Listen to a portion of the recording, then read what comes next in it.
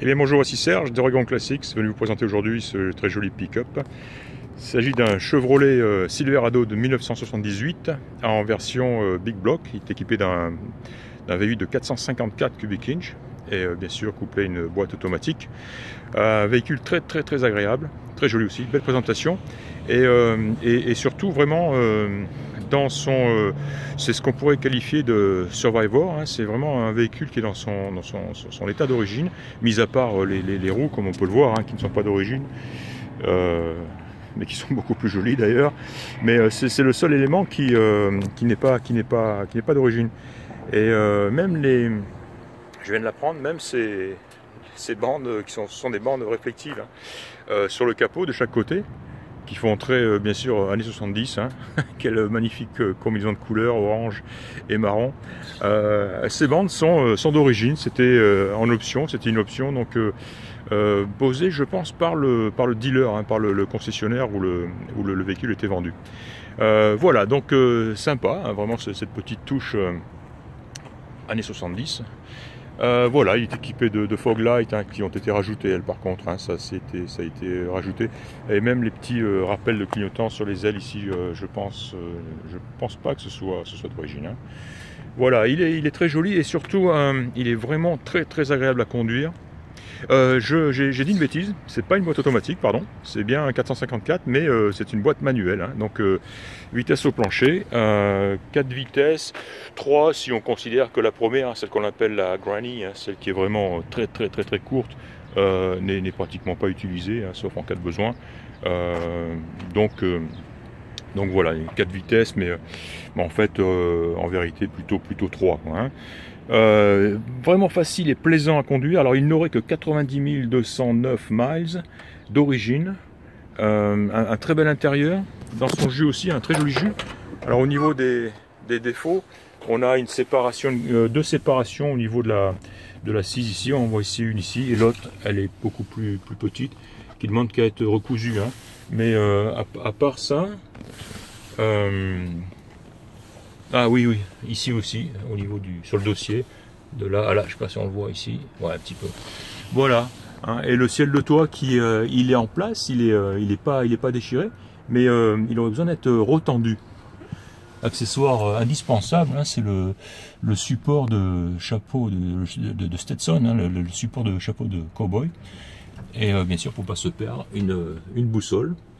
Voilà, il est équipé de son autoradio cassette, oui, autoradio cassette d'origine, et le chauffage fonctionne bien, la clim ne fonctionne pas, il est équipé de la clim à l'origine, mais elle ne fonctionne pas. Et d'ailleurs la courroie a été retirée, la courroie d'entraînement. 90 200 miles, donc je l'ai dit, voilà, et des jauges qui fonctionnent, tout fonctionne, un joli klaxon aussi. J'aime beaucoup les tapis de sol, très joli, une belle moquette marron, vraiment, et puis des jolis panneaux de porte aussi. Voilà, j'ai noté un tout petit peu de rouille à cet endroit là, est-ce qu'on va le voir?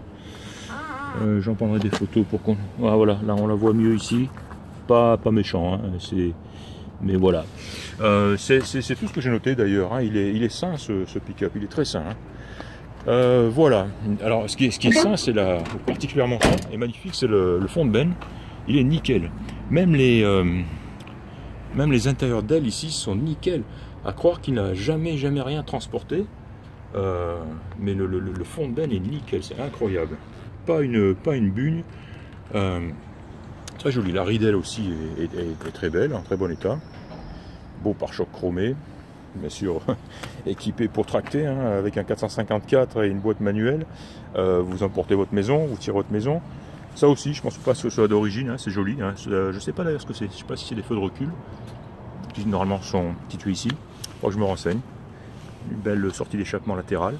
Voilà, un bon gros pick-up, très plaisant à conduire, hein, je le répète, il est facile, les vitesses passent très bien, hein, les vitesses manuelles. Au niveau des défauts, tiens, j'ai noté aussi 2-3 petits éclats sur le pare-brise. En voici un autre un petit peu plus loin, situé au centre du pare-brise. Voilà, ah, et j'en vois un autre ici, là, ici même, je sais pas si on le voit, on le devine, hein, voilà. Voilà, sinon, que dire, Vous n'avez pas grand chose de plus, hein, encore une fois. C'est le. Alors le prix un petit peu élevé, mais le concessionnaire chez qui je suis m'a avoué lui-même que il avait peut-être payé un petit peu trop pour le véhicule, mais comme c'est vraiment un fanat des pick-up et surtout dans cet état-là et surtout oui dans cet état d'origine. Il m'a dit qu'il n'avait pas pu passer à côté, il avait tapé dans l'œil et il l'a acheté. Donc bien sûr cette petite, le fait qu'il a acheté un petit peu, pas beaucoup, hein, mais qu'il est un petit peu peut-être trop cher, et ben, se répercute. Hein. On essaie de notre côté bien sûr de faire en sorte à ce qu'il arrive le moins cher possible, mais à la fin, eh bien, le prix est ce qu'il est. Voilà, en tout cas, un Survivor, un véhicule qui est prêt à rouler, qui est prêt à être utilisé et à faire tout ce que vous voudrez faire. C'est une bête, hein. D'ailleurs, on le sent au démarrage, on le sent à la conduite. Il y a un couple, il y a une puissance incroyable, tout en étant assez silencieux. Hein, voilà, la force tranquille, on va dire.